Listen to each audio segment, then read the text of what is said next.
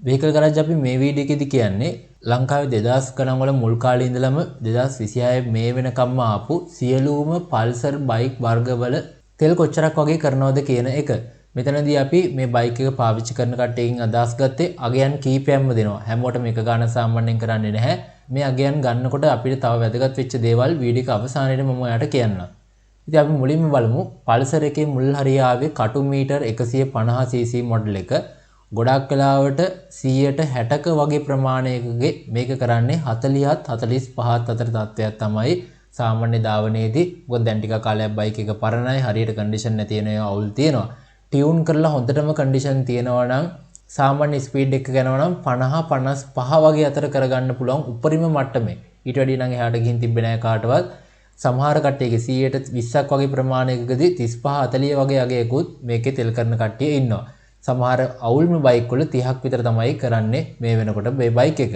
එතකොට මේකෙම ආව 180cc bike එකකුත් මේ කටු මීටර් වලම ඒකේ 160ක වගේ ප්‍රමාණයකදී තෙල් කරන්නේ 35 40 වගේ අගයක්. ඒ කියන්නේ ලීටරයට කිලෝමීටර කියන එක 40 45 වගේ අගයක් කරනවා 120ක් වගේ පිරිසකගේ මේ බයික් එක පාවිච්චි කරන කන්ඩිෂන් එක අනුව 45 ඉඳලා 50 46 47 වගේ අගයක් තිබ්බා. උපරිම වශයෙන් එහෙම තමයි 50ට වැඩියෙන් එහෙම නැත්නම් 50 කිට්ටුවම ගොඩක් කට්ටියගේ කරන්නේ නැහැ.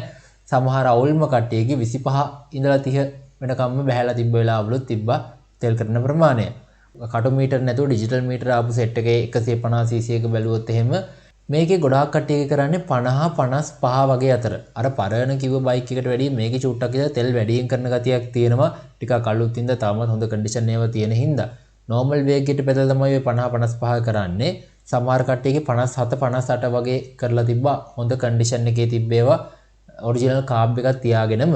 අර උඩ කිව්ව කටු මීටර එකේ සමහර කට්ටිය කාබ් මාරු කරලා තියෙනවා දැක්ක ගොඩක් කට්ටිය තෙල් ටිකක් අඩුවෙන් කරන හින්දා. ඒකෙත් 180cc බයික් එකක් එනවා. ඒකේ මේ 150cc එකට වැඩිය 5ක් 6ක් වගේ අඩුවෙන් තමයි තෙල් කිරීමක් තියෙන්නේ. අර කටු මීටර මොඩල් එකෙත් එහෙම තමයි 150කට වැඩිය 181 5ක් වගේ තමයි ගොඩක් කට්ටියගේ අඩු වෙලා තිබ්බේ තෙල් කරන ප්‍රමාණය කිලෝමීටර් ගානේ. මේ අලුත් version එකේ ගොඩක් කට්ටිය 45 50 අතර වගේ තමයි ඇවරේජ් එකක් විදිහට අපිට කියන්න පුළුවන්නේ. සමහර ට්වයින් ඩිස්ක් ආපු මොඩල් වල 38 43 වගේ අගයක් වැඩ කරලා තිබ්බා. ඒ කියන්නේ ඒ ට්වයින් ඩිස්ක් මොඩල් වල පොඩ්ඩක් තෙල් කරන අඩුයි ගතියක් තමයි කට්ටියගේ අදහස උනේ. කාබ්ලේටර් එක අනුවත් මේක වෙනස් වෙනවලු. මේවට ආපු UG 4.5න් එකෙන් උඩ කාබ්ලේටර් එක පොඩ්ඩක් තෙල් කරන්න නැති ගතිය ටිකක් තියෙනවා කියලා කට්ටිය දාලා තිබ්බා. ඒ සෙට් එකේම ආව පල්සර් 200cc එකකුත්. ඒකේ නම් ගොඩාක් කට්ටියගේ තෙල් කරන්නේ 30 35 වගේ අගයක් තමයි. තෙල් ටැංකියේ තියෙන ප්‍රමාණය යන වේගය ඔයගේ දේවල් තියෙන කන්ඩිෂන් මත වෙනස් වෙනවා තියෙනවා. උපරිම වුණොත් 40ක් ආසන්නයෙන් එහෙම නැත්නම් 38ක් 39ක් වගේ කරගන්නවා කියලා දාලා තිබ්බා ওই 200cc එකේ. 220cc එකකුත් ආවා. ඒකෙත් ලොකු වෙනසක් නැහැ. අර 200cc එකට වැඩිය කිලෝමීටර් 2ක් 3ක් විතර අඩුවෙන් තමයි මේකෙත් 220 එකේ තෙල් කරන්නේ. ඊට පස්සේ ආවා පල්ස් එකේ 135 LS කියලා මොඩල් එකකුත් 135 කියන එක. මේකෙදි 70ක පිරිසකට 50 ඉඳන් 60 දක්වා. එහෙම නැත්නම් 55 වගේ මධ්‍යම අගයක් තමයි කරලා තිබ්බේ 70කට වගේ පිරිසකද.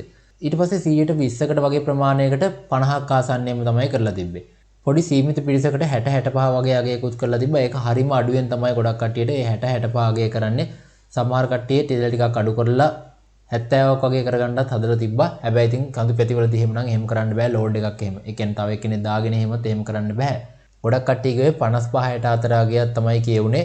එතකොට මේක හරියට කන්ඩිෂන් නැති අවුල් වෙච්ච බයික් වල 45 47 වගේ අගයකට බහැලා තිබ්බා තෙල් කිරීම. ඊට පස්සේ NS 200 පරණ ආපු එක ගත්තොත් එහෙම ලීටර් කිලෝමීටර් 35 40ක් වගේ කරනවා 170කට වගේ පිරිසකට 40 45 වගේ අගයක් කරනවා 120ක් 20ක් 30ක් වගේ ප්‍රමාණයකට. ඒ කියන්නේ අර වැඩිපුර කරන්නේ අර කලින් කිව්ව 35 40 කියන අගය තමයි මේ NS 200 බයික් එකේ. සමහර කට්ටියට 30ට ආසන්නවත් තිබ්බා. එතකොට NS 160 කියලා ආවා. ඒකෙත් පරණ මොඩල් එකේදී ගොඩක් කට්ටියගේ 45 48ක් වගේ තමයි උපරිම කරලා තිබ්බේ. මේක පාවිච්චි කරන වැඩිපුර දෙනෙක්ගේ මේකේ තෙල් කරන්නේ 40 45ක් වගේ අගයක් විදිහට සාමාන්‍ය අගයක් විදිහට ගත්තොත්. ඊට පස්සේ අලුතෙන්ම ආපු බයික් සෙට් එක සම්බන්ධයෙන් ගත්තොත් NS 200 අලුත් එකේ ගොඩාක්ම දෙනකොට මේ වෙනකොට කරන්නේ 45ක් වගේ සාමාන්‍ය අගයක්. 30 35 සාමාන්‍යයෙන් කරනවා ටිකක් අවුල් පාරවල් වල ගොඩාක් ට්‍රැෆික් තියෙන තැන්වල ඔය 30 35 ගේ තමයි යන්නේ. ගොඩක් කට්ටියට 40 කිට්ටු වෙනකම් කරලා තිබ්බා. 45න් උඩ 46 48 සමහර කටියට 50 වගේත් කරලා තිබ්බා. එහෙනම් ගොඩක් අඩු පැති නෙවෙයි තනිතලාවල බර නැතුව normal speed එකකින් රයිඩ් කරපුවම උඩරිම වශයෙන් ඔය 48 49 කියන අගයන් වලට තමයි ගිහින් තිබ්බේ.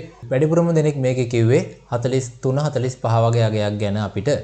ඊට පස්සේ තවත් ජනප්‍රිය වෙච්ච බයික් එකක් විදිහට Pulsar N125 N125 කියන බයික් එක ගන්න පුළුවන්. මේකේ ගොඩාක් කට්ටියට පෙට්‍රල් 55ක් වගේ අගයක් කරලා තියෙනවා ළඟ යනකොටත්. ඒ කියන්නේ ළඟ පදිනකොටත්.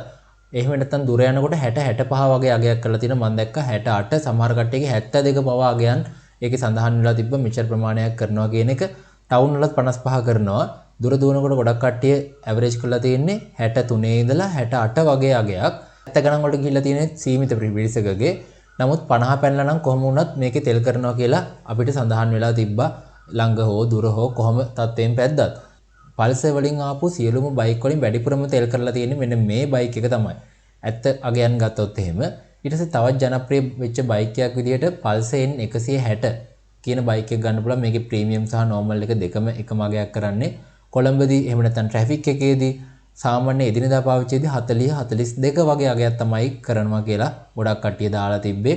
දුර යනකොට 50 53 වගේ අගයක් කරනවා කියලා දාලා තිබ්බා. ගොඩක් කට්ටියට 55ට කිට්ටු වෙලාමත් නැහැ. සමහර කට්ටියට 55 කිට්ටු කරගෙනත් කරලා තිබුණා.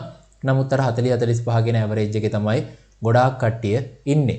50 55 අතර දුවපු කට්ටියක් ඉන්නවා. ඒවා හරි සීමිත පිරිසක්. මොකද අපේ හැමදාම ට්‍රැෆික් තියෙනවා. ඊට පස්සේ අපේ පාරවල් කඳු පැති තියෙනවා. අන්න ඒ වගේ ප්‍රශ්න හින්දා ඉතින් මේ වගේ ලොකු වගයකට ගන්න අමාරුයි තෙල් කරන එක. ඉතින් මෙන්න මේ බයික් සෙට් එක ගැන තමයි මේ වීඩියෝ එකේදී කතා කරේ. සියලුම බයික්ස් තියෙනවා Pulsar එකෙන් ආපු. එහෙම නොදාපු බයික් එකක් තියෙනවා කමෙන්ට් එකක් දාන්න අපි වෙනම උත්තර දෙන්නම්. ඉතින් මේ බයික් එකක් ගන්න බලාගෙන ඉන්නවා නම් අනිවාර්යෙන් අපේ channel එකේ වීඩියෝස් දාලා තියෙනවා. මේ බයික් එක හොඳයිද නැද්ද කියන එක ඇත්තම අදහස් වලින් කියපු ඒවා. ඉතින් මේ තෙල් කරන තත්ත්වේ බයික් එකේ කන්ඩිෂන් එක මත, එන්ජින්, ගියර් බොක්ස්, ටයර් වල ඒ හැම දෙයකම තත්ත්වය මත, කාබිරේටර් එකේ තත්ත්වය මත EFI නම් අවුලක් නැහැ. අලුතෙන් ආපු සෙට් එක තියෙන්නේ. ඒ වගේ ටියුනින් මත සහ ඔයා යන්නේ කොච්චර බරක් දාගෙනද, තව කෙනෙක් දාගෙනද යන්නේ, කඳු පැදි වලද යන්නේ, ඔයා පදවන වේගය මොකද්ද, ඒ දේවල් මත රඳා පවතිනවා. ඒ කියන්නේ පොඩි කිලෝමීටර ගණන් එහාට මෙහාට වෙනස් වෙන්න පුළුවන්. ලොකු ගානකින් එහාට මෙහාට වෙන්නේ නැහැ. කීයටවත් 3 4කින් 5කින් තමයි එහාට මෙහාට වුණොත් වෙන්නේ.